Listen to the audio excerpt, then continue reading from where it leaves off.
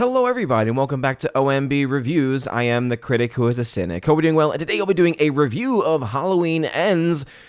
And thank goodness that it's finally over, this continuation of the story that started back in the 1970s, because though Halloween 2018 was intriguing at the very least and had some cool elements to it, Halloween Kills and Halloween Ends both show themselves to have been just really poorly made movies that just had moments of even just downright cringe, and I'm just very, very happy that this story is finally over, that of Jamie Lee Curtis's character. So before any further though into this review, please make sure you smash that like button, loud that fire button, and honestly smash the rumble button if you're watching over there, and also make sure that you are subscribed to the channel with the bell notification. That way you know every time a new video or live stream goes live on the channel. So Halloween Ends. Yes, indeed, it is finally over. The 13th installment, in fact, in the Halloween franchise. It's the final film in a trilogy of sequels that commenced in the 2018 film, as it says here, following directly the 1978 movie. Now, this film, when I initially saw it, and my initial reaction to it was, you know what, hey, at least it was better than Halloween Kills. Now, that wasn't really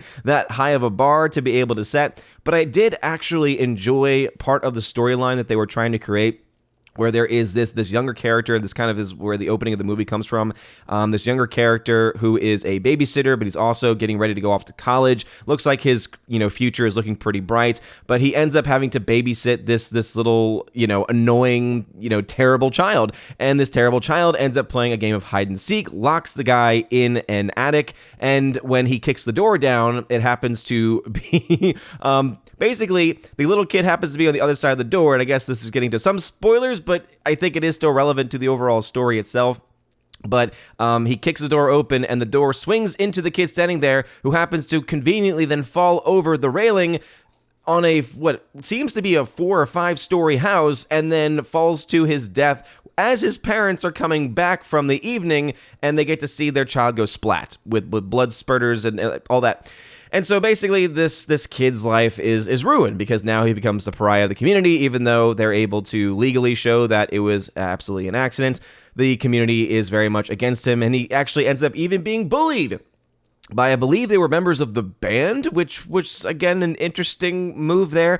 But the story with that specific character, right, of him going through this trauma of having killed somebody when he was not intending to, and the impact that had on him in his life, I did find that to be somewhat interesting. But then they decided to go in certain directions with that character in relationship to in the relationship to Michael Myers, and I thought that to me was just a little bit too much. I feel like it was a little bit too inconsistent. It didn't make a lot of sense. There were a lot of things that were just left unanswered, and while there are sometimes movies where you kind of want to have things that are left to the imagination, there are other times where it's like, no, you kind of need to be able to explain this, because you're not really giving us a lot to work with here. I can say that Halloween does indeed end in this movie, and for anyone that knows anything about the Halloween franchise and how the movies typically end and how it leads to another and leads to another and leads to another, this film very much ends in a very conclusive fashion. And I think that some people are going to be mixed on that. Some people are going to say, why in the world did they wait until 13 movies in to do exactly what they are doing in this movie? And also, why is it that they felt the need to try to go in various directions with this character? It felt like they were just trying to stretch the story out longer than what it needed to be. It felt like they were trying to stretch just the entire franchise longer than it needed to be. And they also definitely set it up so that they could continue this story, though maybe not with Michael Myers. They could continue it on with some other characters. However, obviously, I don't think that those films would do nearly as well, because even if they were to put Halloween onto the title, since they would likely not have Michael Myers, it would not be able to resonate a lot with the fans, who did still show up for this movie, though not nearly as in many... Not nearly as much as what had been originally projected. So this is also not only a review of the movie, but also it's an update to the box office, because I had forgotten that the projections for this movie, where they were expecting to make somewhere between $42 and $55 million. Box Office Pro had the number at 49.5. The movie only ended up making $40 million, so it made about $10 million less than what they were projecting to, and $2 million less than the lowest of their projections. And this is $9 million less than what Halloween Kills made. Now, some people might try to come to the defense and say, hey, well, that's because it released on Peacock at the same time. Hey, guess what? Halloween Kills did the same exact thing. So that excuse don't work. What this probably means is a couple things. One, people saw Halloween Kills and said, wow, this franchise has gone off the rails. The whole storyline with the community being like, Michael dies tonight. That whole thing, and you had regular people just ganging up on Michael and beating him up. Just, again, so incredibly stupid. In addition to that, the hospital scene where there's the one random guy who they say is Michael, and then they...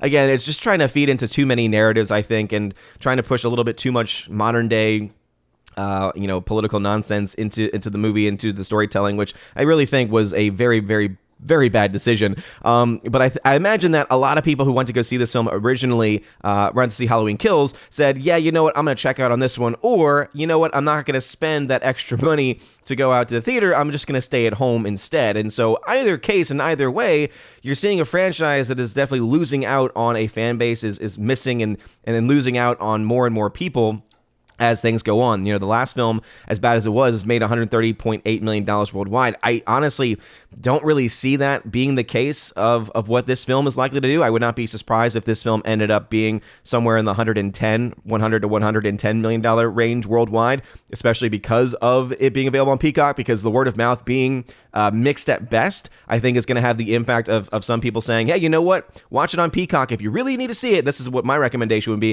If you really want to see it, if you really care about this franchise at all, if you have any connection to the original 1970s, and you've been watching the reboot since 2018, and you're interested in the story of Laurie Schroeder,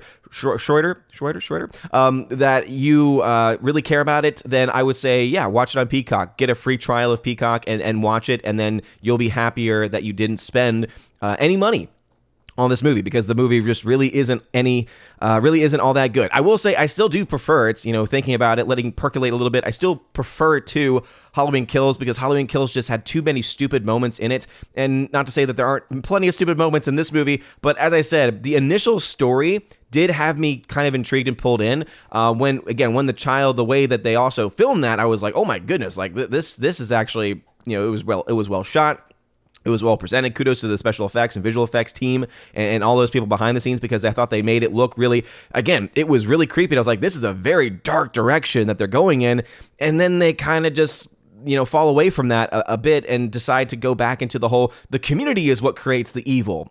And I thought that was just too much of a silly storyline.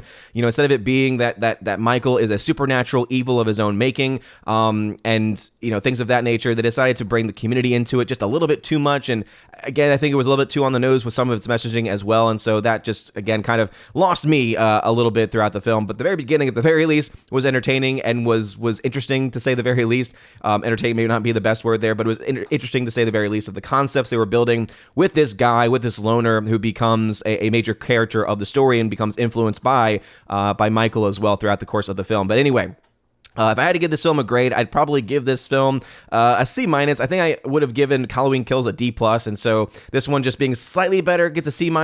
But overall, it's a movie that is very, very forgettable. You're not going to remember it in a week or two. It's going to be a film that's going to become very much forgotten over the course of history. You have those diehard Halloween fans that are definitely going to come out of the woodwork to buy the full Halloween set when it eventually gets re-released. I mean, that film has gotten so many re-releases, and that franchise has gotten so many releases over time. So they're going to have people out there going to buy this. I'm assuming they're going to sell this as a trilogy, with the 2018 film starting with it. They'll probably be selling it also as a multi-film set going back to 1978 as well.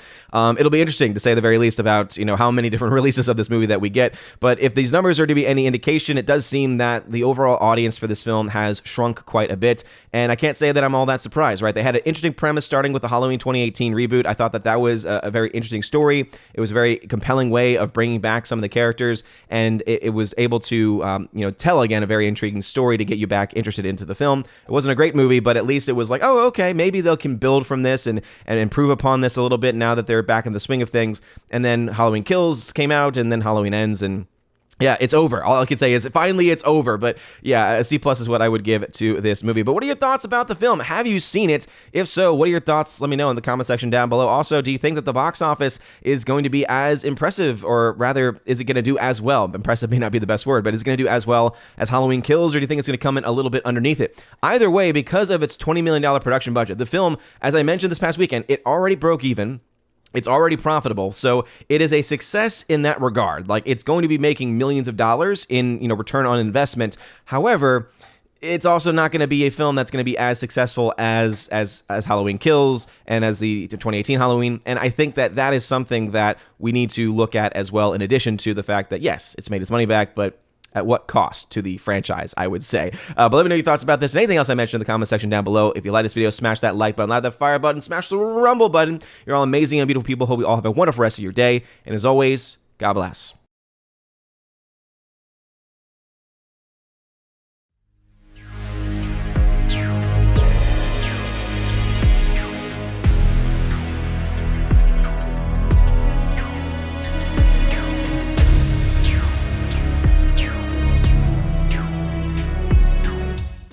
And now for a huge special shout out to all of my locals, Patreon, and Subscribestar members at the Keeper of the Bifrost level and above. Starting off with Patreon, Father Luca Illick, Garrett Searles, Joe Horn, Jaimir Ari Hymason, Jeff Toon, Jonathan Carney, Laura, the Modern Major General Story, Orange Hat Reviews, who you can check out over on YouTube at the channel with the same name, Rosetta Allen, who also has a YouTube channel called Eagle Rider, and Miss Martin Muses, who also has a YouTube channel by the same name. Thank y'all very much, my Patreon supporters. And also for my Subscribestar peeps, Matt317, who you can check out over on Twitch at Matt317, Storm Tracker, The R, Fast Reaction, Mr. Roy, J-Rod the Beer Guru, and ZK-Man, who you can check out over at xtheboundaries.co. And lastly, my locals members, Miss Minnesota Hockey Fan, How About a Hockey Player, UAB Mad Dog, Mike Jackson for the win,